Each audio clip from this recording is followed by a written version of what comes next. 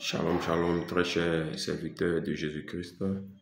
Et en ce matin, je viens interpeller les uns et les autres sur la nécessité de pouvoir observer un temps pour pouvoir prier en faveur de la nation, la Côte d'Ivoire, parce qu'en vérité, le Seigneur m'a montré dans un songe, et ce songe était plus ou moins en relation avec l'année électorale sur les événements à venir.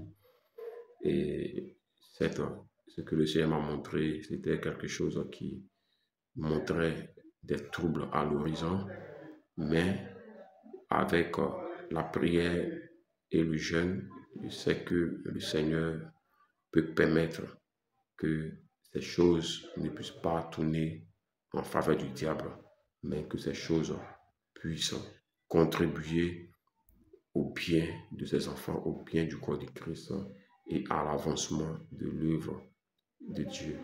Parce que l'ennemi peut profiter des troubles pour pouvoir installer le chaos, le désordre. L'ennemi peut profiter des troubles pour pouvoir verser le sang et renforcer son pouvoir, renforcer le mal. Et lorsque les enfants de Dieu se mettent ensemble pour prier, cela bloque, cela arrête, cela met à nu, cela déjoue les plans qui consistent à verser le sang et renforcer les autels diaboliques et sataniques. Donc le Seigneur m'a montré comme ça l'horizon des troubles qui étaient en relation avec les élections, qui étaient en relation avec ce qui allait se passer. Donc je voudrais comme ça inviter les uns et les autres à ne pas oublier dans le secret de vos moments d'intercession et de prière, à prier pour la Côte d'Ivoire, pour que le Seigneur lui-même puisse étendre sa main et que tout événement qui va se passer, que tout puisse contourner le plan des ténèbres et participer à l'avancement du royaume des cieux, que les plans que les ténèbres ont eu à arrêter ne puissent pas se réaliser, mais que le plan de Dieu se réalise. Car il y a des événements qui peuvent être arrêtés dans le temps, c'est-à-dire qui ne peuvent pas être déjoués, qui peuvent arriver ou qui peuvent aussi ne pas arriver. Et par nos prières, si et seulement si ces événements ne sont pas arrêtés dans le temps, nos prières peuvent permettre que nous puissions passer outre, c'est-à-dire que ces choses peuvent ne pas arriver.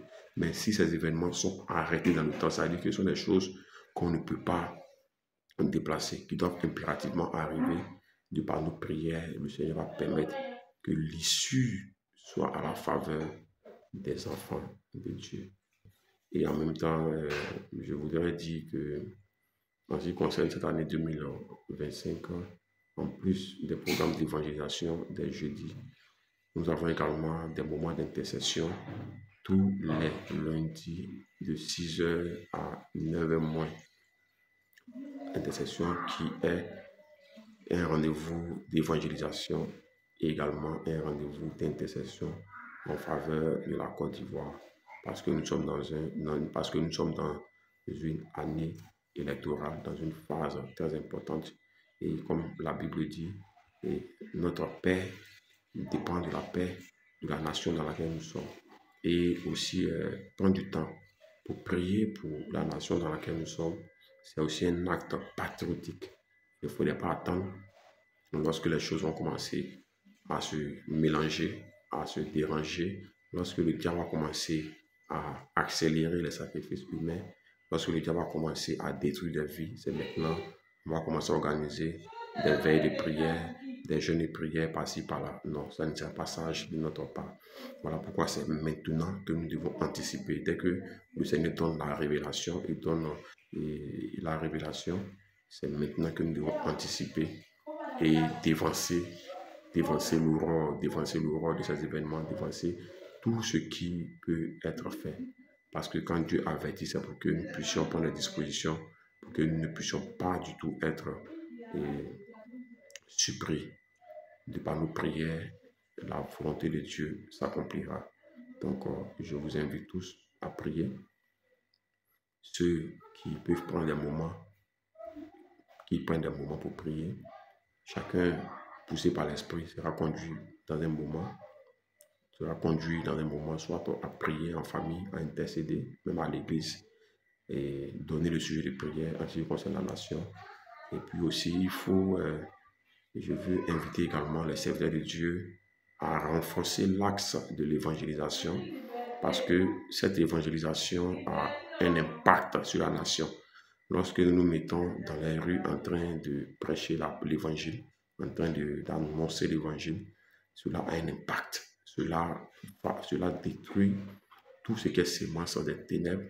Cela détruit tout autel satanique maléfique planté, quel qu'en soit le lieu, quel qu'en soit le quartier, quel qu'en soit le lieu, ou bien même dans toute la nation.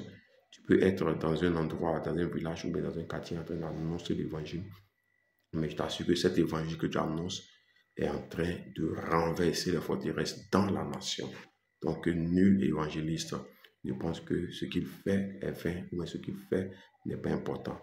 Tout ce que nous faisons a de l'impact dans le monde spirituel.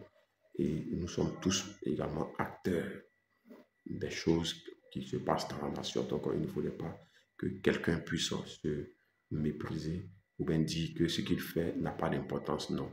Même 5 minutes d'évangélisation a un impact, libère l'atmosphère de la condensation démoniaque qu'il y a, libère l'atmosphère, chasse les démons et même a un impact sur le prince des ténèbres qui règne dans cet endroit. Et au fur et à mesure qu'il y a plusieurs évangélistes dans chaque quartier qui évangélisent le prince, de la même manière que Daniel en son temps était seul à affronter le roi de Perse. Mais nous sommes nombreux de par notre moment d'évangélisation. Le roi ou bien l'entité diabolique établie sur la nation va vite tomber. Et nous voyons déjà même que cette entité est en phase de tomber, ou bien même est déjà en train de tomber. D'autant que nous avons vu, il y a des résolutions qui ont été prises en ce qui concerne l'Église, dont je n'ai pas encore la source, la sûreté de la source de ces différentes résolutions, disant que il y a plusieurs légalités des gens, et puis faire des bilans, et puis il y a plusieurs résolutions qui ont été prises, parce que ce sont des décrets ou bien ce sont des ordonnances qui ont été prises en ce qui concerne l'Église. Mais tout ça c'est plus ou moins des signes qui montrent que l'Église est en mouvement. Ce sont des signes qui montrent que tout ce que nous faisons sur le terrain a un impact dans la nation.